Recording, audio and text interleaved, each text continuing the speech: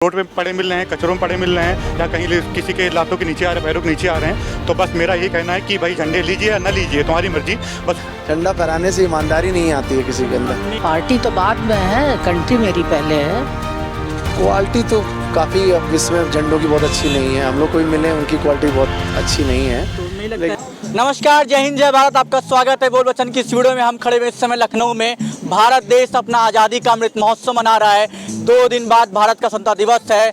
भारत अपना 75वां स्वतंत्रता दिवस मनाएगा। आप देख सकते हैं यहाँ पे हम लोग 10:90 पे खड़े हुए हैं। सांस्कृतिक संध्या चल रही है, लोग रील्स बना रहे हैं, झंडा फहरा रहे हैं। हर जगह, हर गली चौराहे नुक्कड़ पे झंडा हमारा भारत का आन बान शान तिरंगा लहरा रहा है। ठीक है, हम लोग खुश हैं, भारत खुश है, भारत आज़ादी का अमृत महोत्सव मना रहा है। लेकिन कुछ ऐसी बातें हैं जो आपको बताना मैं बहुत ज़रूरी समझता हूं। पहली बात कि आपको ये कहा गया था कि 13 तारीख से 15 अगस्त तक आप अपने घरों में तिरंगा लहराएं, यानी हर घर तिरंगा मुहिम का राष्ट्रीय स्तर पे आह्वान भारत के प्रधानमंत्री नरेंद्र मोदी जी ने आपसे किया है। कल सभी लोग इस मुहिम का शुभारंभ करेंगे, आगाज करेंगे। लेकिन आपको बता दें, आपसे कहा गया था कि आप अपने नज़दीकी डाक खाने पोस्ट ऑफिस में जाके 18 रुपये और 25 रुपये में तिरंगा ले सकते हैं। लोगों ने लिए भी। उसके बाद प्रतिक्रिया ये थी कि झंडे की जो क्वालिटी थी वो की बहुत ही निम्न स्तर की थी। कुछ झंडे फटे हुए हैं, झंडों की बराबर जो पट्टियां हैं वो समान आकार की नहीं है। ये सब बातें मैं आपको क्यों बता रहा हूं? अगर आपको बता दूं तो भारतीय झंडा संहिता, जिसमें अभी 2022 में 15 तारीख को 15 जनवरी को कुछ संशोधन किए गए हैं, कुछ नवीन जो है धाराएं लाई गई हैं, कुछ उसमें सुधार लिए गए हैं। उसके तहत अब आप सिर्फ पूरे 24 घंटे झंडा फहरा सकते हैं, जो कि उससे पहले नहीं था। कुछ बदलाव हुए हैं, कुछ आपको लचीलापन दिया गया व्यवस्था में। लेकिन ये भारत की सरकार की जो ये लचर व्यवस्था है, इस पर आप क्या कहेंगे?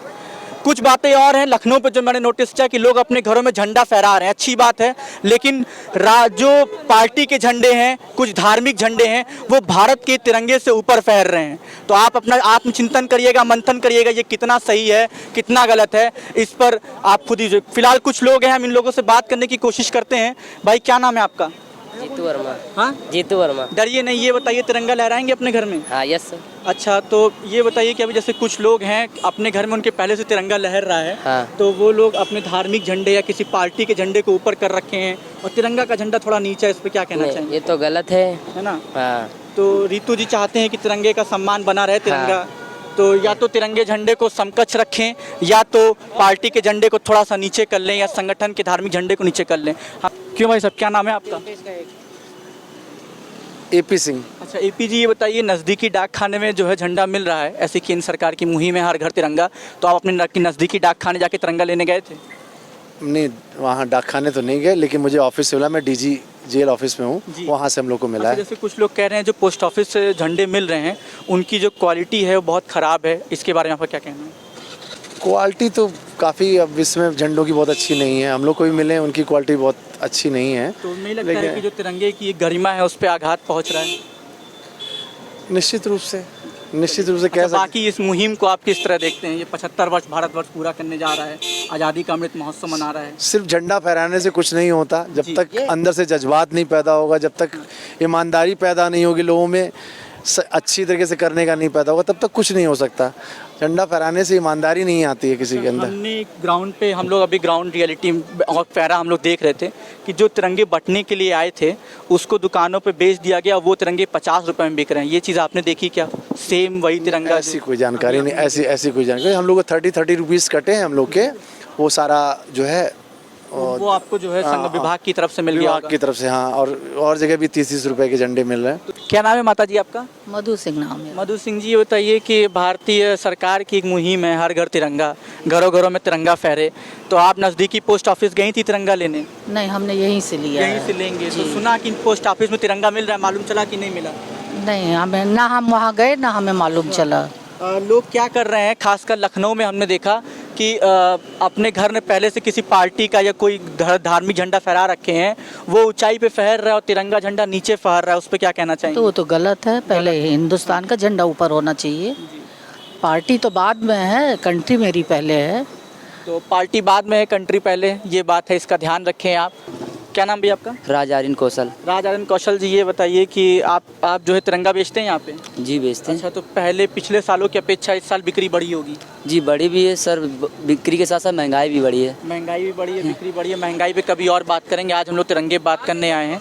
जैसे केंद्र सरकार की ये योजना है कि हर घर तिरंगा, जी जी। तो आप क्या सोचते हैं, सही है कि ठीक? सर ये हमारे देश के लिए एकदम प्राउड की बात है और अच्छी बात है। हर देश में झंडा लहरेगा तो हमारे देश में शान और सब कुछ बढ़ेगा और अच्छी बात है। हर देश में झंडा, हर घर घर झंडा होना चाहिए। लेकिन इससे तिरंगे की जो गरिमा है वो भी कहीं ना कहीं उस पर भी चोट पहुंच रही है, आघात हो रहा है।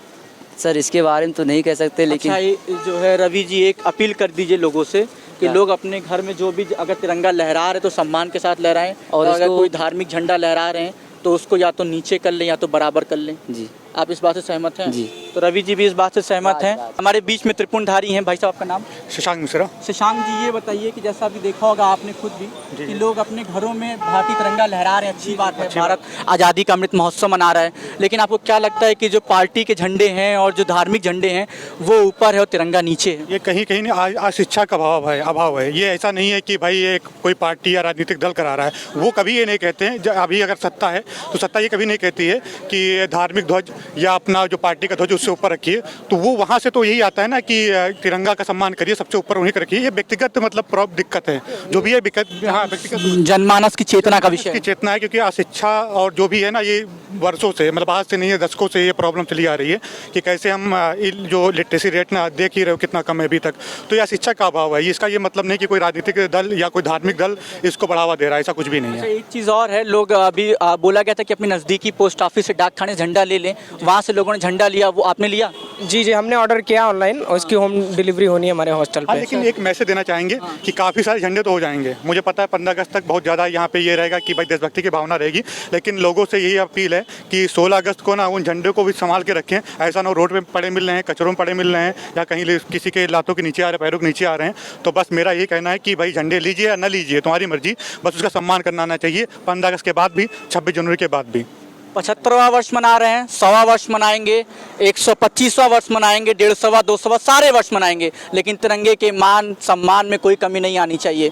एक बात और थी, अभी भारत लखनऊ में दो राजनीतिक पार्टियां हैं जो कि बड़े पैमाने पर तिरंगा यात्राएं कर रही हैं। एक है समाजवादी पार्टी, एक है भारतीय जनता पार्टी। मैं किसी पार्टी का नाम नहीं लूँगा, लेकिन कुछ पार्टियों की राजनीतिक कार्यक्रम में तिरंगा यात्रा के कार्यक्रम मैंने देखा कि ज़मीन पर तिरंगे को रख के कील मारी जा रही थी। ये कितना सही है, कितना गलत है, आप बताइएगा। भाई साहब ने कहा कि तिरंगे को जरूर फहराएं, लेकिन जब 16 अगस्त आए तो वो सड़कों पे तिरंगा ना मिले, क्योंकि वो तिरंगा सिर्फ कोई कपड़े का टुकड़ा या कोई 2 दिन लहराने वाला कोई वो नहीं है, वो हमारे आन बान शान और हमारे देश का अभिमान है। ये बातें थी। और बाकी झंडे को लेके कालाबाजारी भी लखनऊ में खूब हो रही है। ऑफ कैमरा दुकानदारों ने बताया, महानगर में एक दुकानदार से हम बात करें तो उन्होंने बताया कि कुछ लोग आए थे और झंडा का पूरा बंडल बोले थे कि 5 रुपये के हिसाब से तुमको दे दूंगा, तुम 25 रुपये 50 रुपये के हिसाब से बेचना।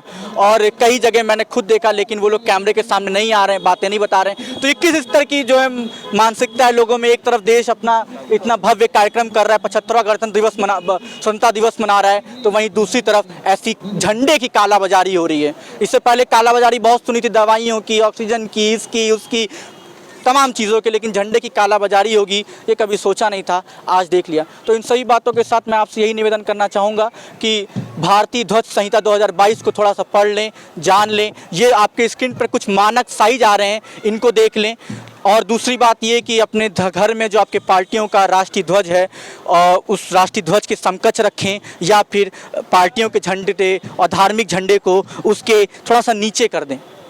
देश के झंडे का सम्मान आपके हाथ में है। इन्हीं सब विषयों के साथ मैं धन्यवाद चाहूँगा आपका। जय हिंद, जय भारत।